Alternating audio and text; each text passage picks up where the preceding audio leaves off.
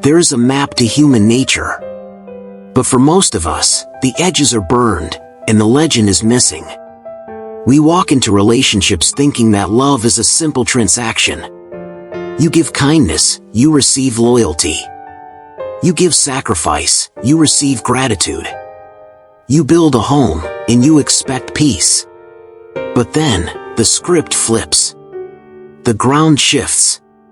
You find yourself standing in the wreckage of a romance you thought was secure, confused by behaviors that seem to defy logic.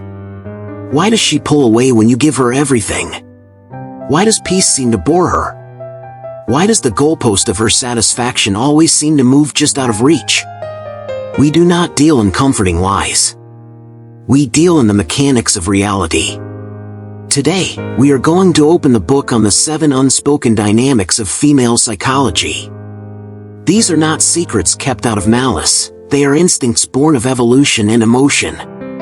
Society won't tell you these things because they are uncomfortable. But comfort is the enemy of growth.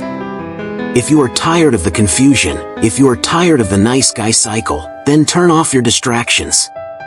We are about to rewrite the way you view your relationships, not by hating the game, but by finally learning the rules. Let's begin. 1. The lighthouse principle. The first truth is difficult for the logical male mind to accept. It is this: attention is a currency, and she is biologically wired to collect it. Many men observe their partner, or the woman they desire, engaging with attention from men she has absolutely no romantic interest in. You see her accepting a compliment from a coworker, responding to a DM from a stranger, or smiling at the barista. Your logic kicks in. You think, if she loves me, why does she need that? Is she interested in him? This is where you make the mistake. You are confusing attraction with validation. For many women, attention is not an invitation for sex, it is a barometer of social standing. It is the reassurance that she is safe, seen, and valuable in the tribe. It is an ancient survival mechanism. When she receives that good morning text from an orbiter she'll never date, it feeds an emotional need for security. The trap. The average man reacts to this with insecurity. He tries to monopolize her attention. He gets jealous. He asks, "Who is that?" He tries to fill her bucket so full that she won't look elsewhere. But the bucket has a hole in it. By fighting for every scrap of her attention, you lower your value. You become just another fan in the crowd, clamoring for a look. The lighthouse does not run around the island looking for boats to save. It just stands and shines. The solution: stop competing. A high-value man understands that her need for social validation is background noise. It is the wind, you are the mountain. If you react with jealousy, you tell her that you are threatened by a lesser man. But if you remain unbothered, if you focus on your mission, you become the anchor. You must become the man whose attention is so valuable that the cheap dopamine hits from strangers feel empty by comparison. Do not chase the attention. Command it by being the most formidable presence in her life. 2. Why she wants to change you. Here lies the greatest paradox in dating. You meet her. She loves who you are. But slowly, the suggestions start. Cut your hair this way. Don't wear those shoes. Why do you spend time on that hobby? It feels like care. It feels like she is trying to optimize you. And in her mind, she is. She sees potential. But here is the secret she will never voice, perhaps because she doesn't even consciously realize it. She is testing the structural integrity of your frame. She wants to change you, yes. But if she succeeds in molding you completely, she will lose interest in the very creation she built. Why? Because attraction is generated by polarity. It requires friction.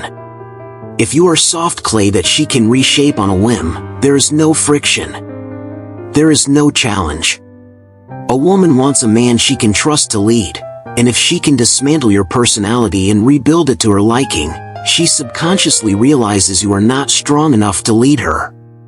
The nice guy thinks, if I just do what she says, if I change to fit her ideal image, we will be happy. This is the road to a dead bedroom. When you kill the parts of yourself that made you unique just to please her, you kill the man she fell for. You must master the art of the benevolent no. You must have boundaries that cannot be crossed. When she suggests an improvement, listen. If it is objectively good advice, like dressing better for a job interview, take it. That is wisdom. But if she tries to change your core values, your mission, or the hobbies that fuel your soul, you must stand firm. She will respect the man who says, I hear you, but this is who I am, infinitely more than the man who says, whatever you want, dear. Be the rock, not the clay. 3. Emotional recency. How many times have you heard a man say, I gave her 10 years of my life, I built this house, I paid the bills, and she left me because she didn't feel happy for a month? This brings us to the third dynamic. Women often experience time emotionally, not historically. Men are keepers of history. We look at the scoreboard. We say, I did X, Y, and Z for the last 5 years, therefore, I am a good partner. We view the relationship as a cumulative bank account. However, the feminine energy is fluid and oceanic. It is driven by the current state of emotion. If she feels unsafe, unheard, or disconnected today, the 10 years of safety you provided yesterday feel irrelevant in this specific moment. It isn't that she has amnesia, it's that her current emotional reality overrides the historical data. The trap. Men try to use logic to fight emotion. When she is upset, you pull out the spreadsheet. You say, but look at what I did last week. This only invalidates her current feeling, making the storm worse. She feels you don't get it. The solution. You must understand that you cannot bank attraction. You cannot buy insurance against the lack of connection. You must date her today as if you just met her. You must be present today. Do not rest on your laurels. The sacrifice you made last year is honored, yes, but it does not feed her need for connection right now. Stop viewing the relationship as a contract you have already paid off. View it as a garden. It doesn't matter how much you watered it last month, if you don't water it today, it wilts. 4. Why she rejects equality in decisions. Modern society tells us that relationships should be 50-50 in every single decision. On paper, this sounds fair. In practice, it often kills desire. The fourth truth is this: deep down, she craves a leader, not a dictator, but definitely not a passenger. When you ask, where do you want to eat, or what do you want to do tonight, you think you are being polite. You think you are being a modern, considerate man. But if you do this constantly, what you are actually doing is forcing her to carry the mental load of leadership. She doesn't want to make every decision. She spends her day making decisions at work, managing chaos. When she is with her man, she wants to relax into her feminine energy. She cannot do that if she has to drive the ship. The man who refuses to lead because he is afraid of making the wrong choice. He fears that if he picks the restaurant and she doesn't like it, she will be mad. So he delegates the choice to her. He abdicates his throne to keep the peace. Lead with competence. Leadership is not about controlling her, it is about serving the relationship by reducing uncertainty. Instead of asking, what do you want, say, I'm taking us to that Italian place tonight, be ready at 7. If she pushes back, that's fine. You can adjust. But the act of having a plan is what generates safety. She can only respect a man who knows where he is going. If you don't know what you want for dinner, how can she trust you to know what you want for your life? 5. Safety over brutality. There is a distinct difference between factual truth and emotional truth. Secret number 5. She wants the truth, but she prioritizes the safety of the delivery over the accuracy of the facts. Men often pride themselves on being brutally honest. We think lying is a sin, and omission is a lie. If she asks, "Do I look tired?" or "Did you think that waitress was pretty?" the logical man thinks, "I must be honest." But often, she is not asking for a data report. She is asking for reassurance. She is asking, "Am I still your priority?" When you answer with brutal, cold facts, you are answering the surface question but failing the deeper test of emotional intelligence. Using honesty as an excuse to be cruel or socially inept. A man who says, "I'm just being real," while hurting his partner is not a stoic. He is socially calibrated poorly. Learn to speak the language of emotional safety. This does not mean you lie. It means you wrap the truth in strength and care. You provide the reassurance before the critique. You understand that her questions are often bids for connection, not requests for an encyclopedia entry. If she is acting crazy and asks if she is being crazy, the answer isn't yes, you are insane. The answer is, you're emotional right now, and I'm not going to engage until we can speak calmly because I care about us. That is truth wrapped in leadership. 6. The stress test. Have you ever had an argument start out of thin air? You are having a great day, and suddenly she is cold, or she picks a fight over how you folded the laundry. This is the phenomenon known as shit testing. It is vital to understand that this is rarely malicious. It is a biological imperative. Nature is harsh. For thousands of years, a woman's survival depended on the strength and competence of her mate. If he panicked when a tiger attacked, they both died. So, in the modern world, without tigers, she subconsciously creates artificial stress. She creates a storm to see if you will capsize. She is asking, "Is this man solid? Can he handle my chaos? Because if he can't handle my emotions, how will he handle the world?" Most men fail the test. They get defensive. They get angry. They whine. "Why are you doing this? I did everything right." The moment you lose your cool, you confirm her fear. You are not solid. You are reactive. You are controlled by her moods. Amused mastery. When the storm hits, you must be the unshakable cliff. Do not yell back. Do not beg.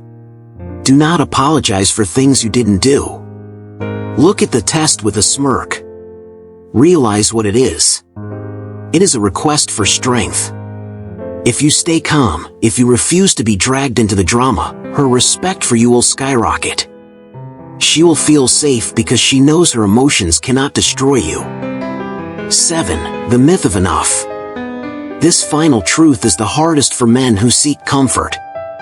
A woman's desire for more security, more love, more lifestyle, is not a flaw. It is the engine of evolution. Men are prone to seek a finish line. We want to work hard, make the money, get the girl, and then sit down. We want to say, "I have arrived. Now I can rest." But the feminine imperative is hypergamous and growth-oriented. It always seeks to optimize the nest and the offspring. She will always want the next level. If you make $100,000, she wonders about the lifestyle of $200,000. If you are fit, she wonders if you could be fitter. Thinking you can ever satisfy her permanently so that you can stop trying. The man who thinks, "I've done enough, she should be happy," is the man who is about to be blindsided. Resentment grows in stagnation. Do not look at this as a curse. Look at it as fuel. A high-value man does not want to stagnate. You should be the one leading the charge toward more. You should be the one setting the new goals. If you are constantly growing, constantly pushing your own boundaries, she won't have time to be dissatisfied because she will be too busy trying to keep up with you. The moment you settle is the moment she starts looking for a man who hasn't. Not because she is evil, but because life is growth. Be the man who never stops climbing. Brothers, listening to these points, you might feel a sense of frustration. You might think, this sounds like a lot of work. Why is the burden of performance always on the man? That is the wrong question. The burden of performance is on the man because responsibility is the price of power. You cannot claim to be the head of your household, the captain of your fate, or a master of your reality if you are constantly baffled by the behavior of the woman next to you. These 7 dynamics, the need for validation, the tests of strength, the desire for leadership, these are not obstacles. They are the weights in the gym. They are the resistance that makes you stronger. A woman doesn't want a man she can control. She wants a man who has mastered himself so thoroughly that her chaos naturally organizes itself around his order. So, do not hate the nature of the game. Do not wish for a woman who thinks like a man. That would be a roommate, not a lover. Embrace the difference. Lead with vision. Remain grounded in the storm. And never, ever stop building. If you are ready to stop guessing and start leading, you know what to do. Subscribe to the Aphorism Archive. Share this video with a brother who is walking through the fog. And remember, the quality of your relationships is a reflection of the quality of your own mind. See you in the next one.